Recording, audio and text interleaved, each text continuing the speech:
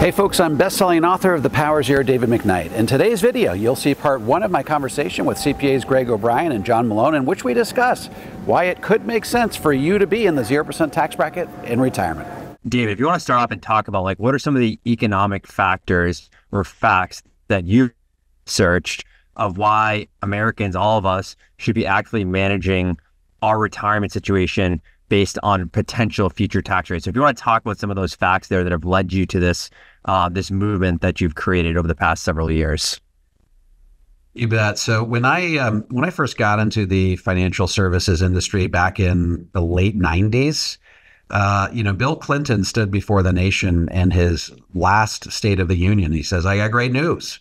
We have fiscal surpluses, budget surpluses for the next 23 years. If all we do is just keep on doing exactly what we've been doing," there's about $5 trillion of debt back then.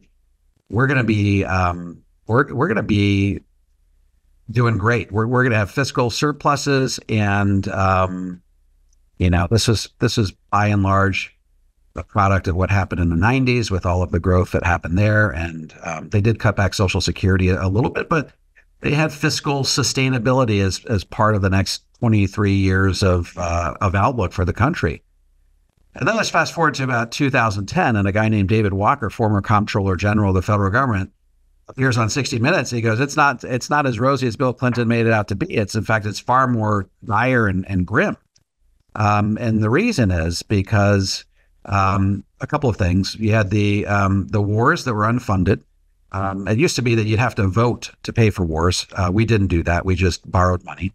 And then you had the unfunded obligation for the prescription drug program, which is about an $8 trillion unfunded obligation. So David Walker starts crisscrossing the country. He actually resigned from the Congressional Budget Office so that he could start crisscrossing the country, raising the warning cry to anyone who would listen. Basically what he was saying, he's saying, look, we have $10 trillion of debt, but it's going to get a lot worse. And the reason it's going to get a lot worse is because we have huge unfunded obligations for Social Security, Medicare, and Medicaid. And we're talking about an unfunded obligation of like $200 trillion. So he goes, there's no cause for immediate concern because we haven't really hit those unfunded obligations yet. We still have huge surpluses in the Social Security Trust Fund and Medicare Trust Fund. But he says there will come a day where the chickens come home to roost, and we are going to have to start borrowing huge amounts of money or dramatically restructure these entitlement programs or dramatically raise taxes. And so here we are in 2024, and we haven't even hit the point where the Social Security Trust Fund and the Medicare Trust Fund have gone bust. That's still another 7 to 10 years off, but we no longer have $10 trillion of debt. We've got $34 trillion of debt. So all of the things that David Walker was worried about, Social Security, Medicare, Medicaid, hasn't even been the thing that's driven debt up. It's been a whole host of other issues, COVID relief, TARP, all these other, continuing financing of wars. All of these things have made the debt to GDP in our country shoot up to about 125%. This is significant because in a recent Penn Wharton study, they said that if we get to the point where we have about a debt to GDP of about 175%, no combination of raising taxes or reducing spending will arrest the financial collapse of our country. So the cost of servicing the debt at that point will be so great that it just overwhelms everything. And so what's the outlook? Well, the outlook is that if you are saving your retirement dollars and tax-deferred vehicles like 401ks and IRAs, you have not paid taxes on those accounts yet. You're postponing the payment of those taxes to a point in the future where experts are predicting that tax rates could be as high as twice as they are today to remedy all of these fiscal shortfalls that we're now dealing with.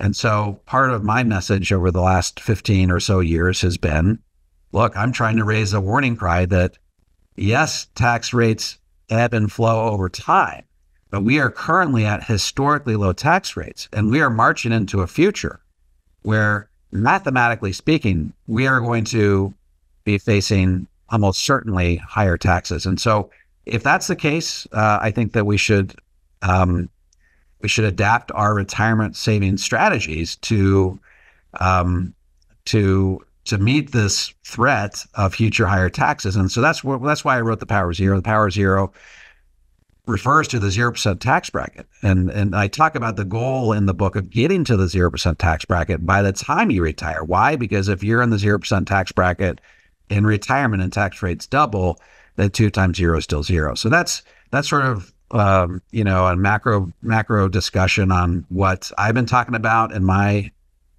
practice over the last 20 years and why I wrote The Power of Zero.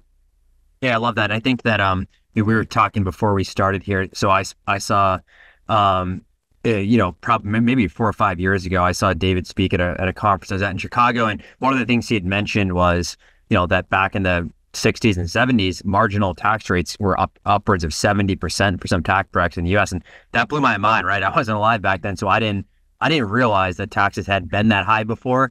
So I think there's a lot of common knowledge, or a lot of knowledge out there. People say, well, they're not going to go higher than 40%, right? And I think if history shows anything, they have gone higher before, and the government has gone as high as 70%. So that's kind of setting the bar here, right, of what could happen in the future. And the answer is nobody does know. But David, you made an interesting point there. I think that taxes being on sale today, right? Can you talk a little bit more about why you think that taxes are on sale today? Sure. Yeah, you mentioned the tax rates in the 60s and 70s were as high as 70%. Well, actually, if you go back even further to the wake of World War II, tax rates were as high as 94%. I talk all the time. In fact, my chapter 1 of Power Zero, I talk about how Ronald Reagan made about $100,000 per movie, and he would never make more than 2 movies in a year. Reason being, because any dollar he made above and beyond $200,000, he only kept 6 cents on the dollar. So he had literally stopped working at a certain point in the year.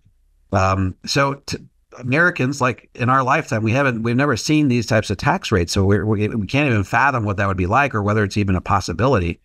But the truth is that the federal government has raised and lowered taxes over time to meet whatever financial crisis arises, what be it a war or what have you.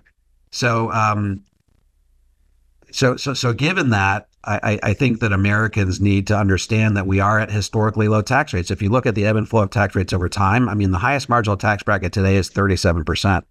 I mean, other than a brief period under Bill Clinton, these are historically low tax rates.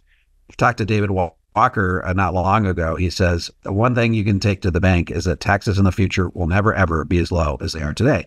And so what we're trying to do with our retirement accounts is we're trying to basically affect this arbitrage. You want to pay a tax today at a low rate to avoid having to pay a higher tax rate somewhere down the road. And so that's really the name of the game. And so it becomes a little bit of let's read the tea leaves here. Let's see if we can predict when tax rates are going to go up, how high they're going to go up, and let's try to make strategic planning decisions accordingly. And so I think when people recognize that not only are we at historically low tax rates, by the way, Trump put into effect the Tax Cut and Jobs Act of 2017, which basically gave all Americans an across the board tax cut. But that tax cut, I call it, it's chapter 6 of my book, The Power of Zero, I call it the tax sale of a lifetime. That has an expiration date, January 1st, 2026. We're going to revert back to what we were in 2017. So we do have this little window of opportunity between now and 2026 to take advantage of low tax rates if you're trying to get money converted and shifted over to tax-free. But I'm not really concerned with what's going to happen in tax rates in 2026. They're going to go up slightly on the margin. What I am really concerned about is what is likely to happen in 2030. David Walker has predicted in his best-selling book, Comeback America, he's predicted that effective tax rates, not marginal tax rates, effective tax rates are going to have to double by 2030. And every year that goes beyond 2030 where they fail to double effective tax rates, the fix on the back end is going to have to be that much worse. So we keep kicking the can down the road, but we just have to remember that the taxes are on sale. We're at a period of historically low tax rates, and that represents an opportunity for people who want to wring the most efficiency out of their retirement savings. And David, for the people that like maybe don't have that mindset or that aren't viewing it in an opportunistic way, like what are you seeing the majority of Americans? Like what is the mindset of the majority of Americans as it relates to retirement planning? And like, is that like outdated in your mind, that mindset? Yeah. So what most people do is they see their 401k not necessarily exclusively as a savings vehicle. They see it as an opportunity to save taxes today. Okay. So they're getting a deduction so that they can have more money in their paycheck today. Problem is, like you said, it is an outdated sort of way of doing things, because back in the 70s, that would have made a lot of sense. If you were getting a deduction at those 70% rates, only to postpone the payment of those taxes to a point in retirement where you maybe are in a 30% or 20% tax bracket, that kind of math made a lot of sense. You could wring a lot more efficiency out of your retirement savings that way under those types of tax rates. But the scenario is basically flipped 180, and we're now at a point where people are getting deductions at 22 and 24% tax rates only to postpone the payment of those taxes to a point in the future when all of the experts are warning that tax rates potentially could have to double to keep our country solvent. And so really, the scenario has completely reversed, but people have not updated their retirement paradigm to keep up with it. Okay, folks, that was part one of my interview with CPAs Greg O'Brien and John Malone. In the next 10 years, I'm looking to put 100,000 Americans on the road to the 0% tax bracket. If you would like some help implementing a balanced, comprehensive approach to tax-free retirement that shields you from the impact of higher taxes, head on over to davidmcknight.com and click on the Connect with an Advisor button. I'm happy to refer you to an advisor in the Powers Year Network that has been trained, vetted, and qualified personally by me.